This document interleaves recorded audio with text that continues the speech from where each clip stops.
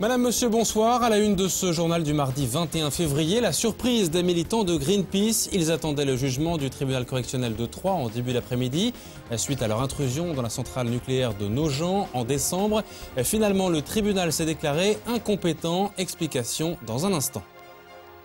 Le projet était l'un des emblèmes du futur de la commune de Pont-Sainte-Marie. L'écoquartier du camp du Moulinet est désormais livré. Les premiers locataires ont reçu leurs clés vendredi. De l'ancien casernement à l'Eldorado énergétique. Retour sur ce nouveau lotissement HQE dans ce journal. Et puis un peu de musique dans cette édition. Rencontre avec le pianiste Alexandre Tarot. Sa carte maîtresse, le piano, dont il a fait un atout. Ce virtuose était au Théâtre de la Madeleine samedi soir. Il joue avec les touches depuis l'âge de 4 ans. Il en a 40 aujourd'hui. Un mois presque jour pour jour après le procès des 9 militants de Greenpeace, le jugement était très attendu cet après-midi au tribunal correctionnel de Troyes. À l'audience, en janvier, des peines de 4 à 6 mois de prison avec sursis avaient été requises par l'accusation contre les activistes, ainsi que des peines d'amende de 1 000 à 1 500 € pour chacun des prévenus. Finalement, coup de théâtre, l'affaire a été réglée en 10 minutes à 14 h et reportée à plus tard. La nature du délit est en cause dans ce dossier. Les précisions de Cyril Tavernet. À la surprise générale, le tribunal de Troyes s'est déclaré incompétent pour juger les 9 activistes de Greenpeace. Ces militants antinucléaires s'étaient introduits le 5 décembre 2011 dans l'enceinte de la centrale nucléaire de Nogent-sur-Seine. Le tribunal se dit incompétent car c'est un tribunal à compétence spéciale militaire qui doit juger cette affaire. Entrer dans une enceinte nucléaire correspond à un délit spécifique d'intrusion dans un site intéressant la défense nationale. Ce que vient de faire le tribunal, c'est qu'il a renvoyé la copie au procureur de la République en lui disant voilà, vous avez mal fait votre travail, maintenant vous avez la possibilité, si vous le souhaitez, de saisir le bon tribunal avec la bonne qualification des faits. Alors je ne peux pas répondre à ce stade pour vous dire quelle sera la décision du procureur. Moi, ce que je souhaiterais, c'est qu'il prenne acte, comme l'a fait le gouvernement de M. Fillon, de l'intérêt et de l'importance de ce qu'a fait Greenpeace et qu'il abandonne tout simplement les poursuites. S'il y a une erreur de la part de la justice, il n'y a pas de satisfaction pleine et entière pour ces 5 militants sur 9 venus aujourd'hui à Troyes. On a encore la possibilité d'être jugé plus tard, ce qui fait que pour nous, ça ne change pas grand-chose. Effectivement, les peines encourues, à supposer qu'on soit jugé une nouvelle fois, seront effectivement plus faibles par rapport à la loi. Mais pour l'instant, un soulagement, non.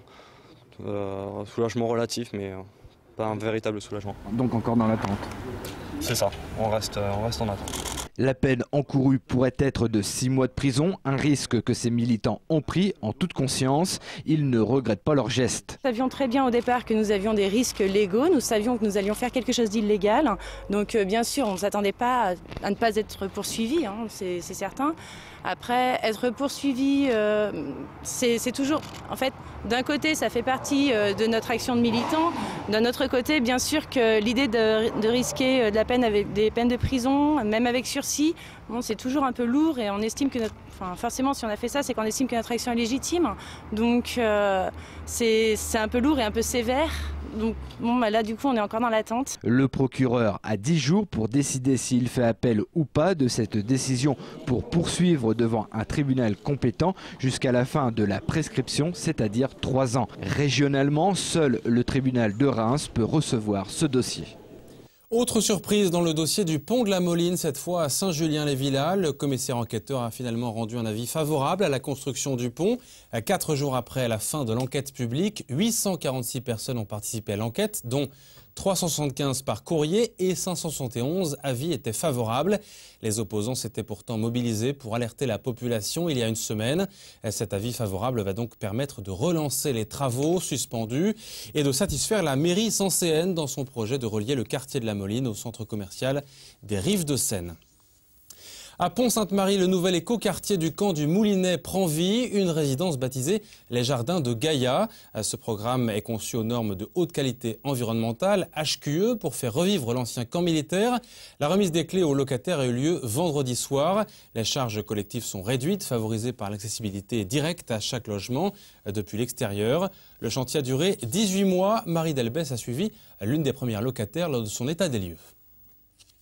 Dans un des longs bâtiments du Metz, 30 nouveaux appartements ont été livrés ce mois-ci. Des T1 au T5 dits de basse consommation sur 2 niveaux, avec des panneaux en bois, une isolation à la laine de chanvre, des murs végétalisés.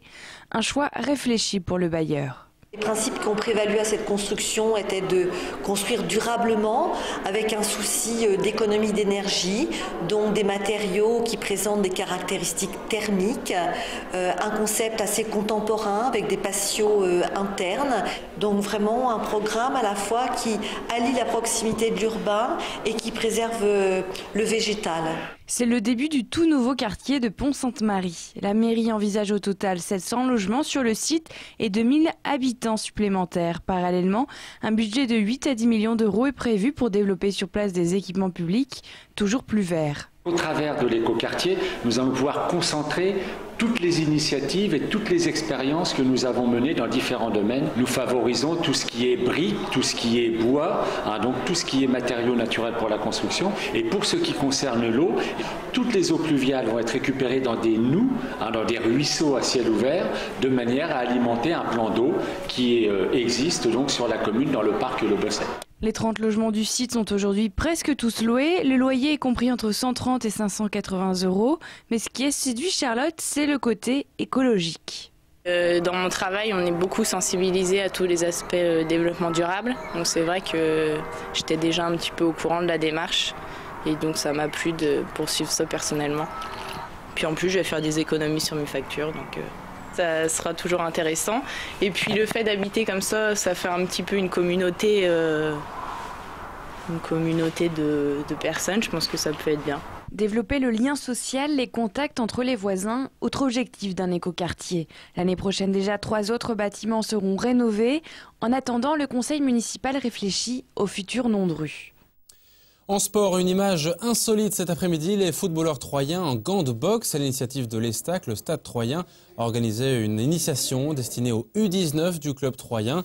Les jeunes footballeurs ont appris les premiers rudiments de boxe grâce aux enseignements de Pascal Coffy, ancien champion de France et éducateur du club. Saut à la corde, jeu de jambes et enfin une mise de gants mais avec prudence. Opération ludique et instructive donc. Christian Martin est le président du Stade troyen. Il revient sur la genèse de cette initiative.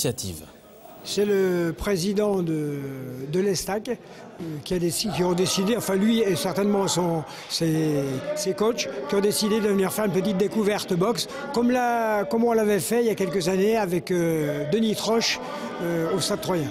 À mon avis, c'est très enrichissant, que ce soit pour eux ou pour nous, de découvrir autre chose que le sport que l'on pratique, découvrir d'autres sports. Je pense que c'est très enrichissant. On n'a pas toujours les mêmes pôles d'attraction dans la vie, donc découvrir autre chose, c'est bien.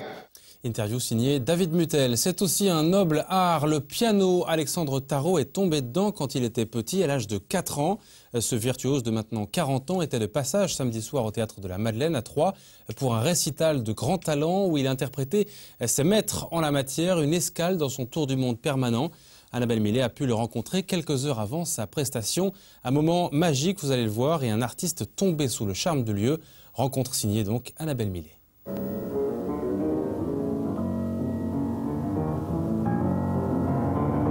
Alexandre Tarot pratique le piano depuis près de 40 ans déjà. Ses parents, artistes, lui ont fait connaître la scène très jeune, une scène qu'il a parfaitement apprivoisée. Je suis un musicien né dans une famille d'artistes qui n'était pas pianiste, mais une famille de la scène, du théâtre. Ma mère était danseuse, mon père chanteur d'opéra. Donc c'est là, vous voyez, sur ce sol-là que je me sens vraiment à la maison. Je me sens plus chez moi sur une scène d'un théâtre comme celui-ci à l'italienne que dans mon appartement à Paris. Si Alexandre Tarot est déjà venu à Troyes en concert, il ne connaît pas la ville. Le seul trésor qu'il en a découvert est ce théâtre de la Madeleine, écrin de choix pour musique de virtuose. Un décor comme celui-ci, ça met dans une ambiance particulière, autant sur scène que dans la salle. Ça installe quelque chose. Et moi, je suis très sensible aux atmosphères, oui, à ce que respire un lieu. Alors, plus un lieu est ancien, plus il m'inspire. C'est un petit peu comme les églises. Je ne suis pas croyant, mais dans une église du Moyen-Âge, je me sens mieux que dans une église du XXe siècle. Et un théâtre, c'est plein de fantômes, vous savez. Tant de choses se sont jouées ici, tant de peur, tant de plaisir, tant d'émotions fortes. Et on les ressent très présentes quand on est sur scène. Son répertoire s'étend de Bach à Chabrier, mais samedi, Alexandre Tarot a interprété Scarlatti, Debussy, Chopin et Liszt. Construire un programme de concert, c'est toujours très délicat. Parce qu'un concert, c'est un spectacle. Il faut qu'il y ait une progression, une ligne, une direction. Mais il y a aussi des tunnels, des passages où on se demande où on va. Il faut qu'il y ait des surprises. Et surtout, il faut que ce soit la fête à la fin. Il faut qu'on soit heureux. Enfin, pour moi, c'est quelque chose de très important.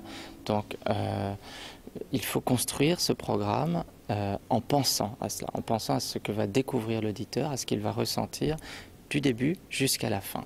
Alexandre Tarot est un artiste à l'écoute de son public. Il se définit, comme Jean-Claude Casadessus, tel un chercheur, un archéologue du meilleur. Et c'est un homme généreux et passionné que les Aubois auront eu l'immense joie d'entendre ce week-end.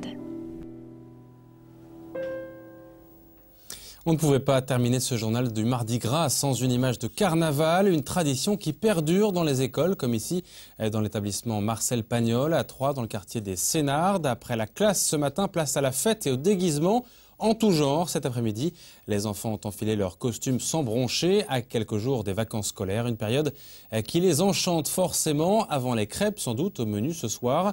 Un moment de fête bienvenue en tout cas. Écoutez la directrice de l'école maternelle à ce sujet. Elle est au micro de Marie Delbès. C'était carnaval, donc les enfants attendent avec impatience le jour où ils vont se déguiser, où ils vont défiler dans le quartier, avec aussi les enfants des écoles maternelles. Je pense qu'il y avait au moins 250 enfants dans les rues, peut-être même un peu plus. Oh, j'ai pas l'impression qu'ils préparent ça très longtemps à l'avance, mais en tout cas, ils sont toujours prêts pour le jour J. Donc ils en parlent peu avant, mais le jour J, ils sont là. Les costumes qui marchent le mieux, comme tous les ans, sont les super-héros pour les garçons et puis les princesses souvent pour les filles. Tous les ans, c'est les costumes qu'on voit le plus fréquemment dans nos cours. Ils sont joyeux, excités, très énervés, c'est un plaisir pour eux. Et pour nous, oui aussi, mais bon, c'est fatigant, quoi. Il faut avoir l'œil partout.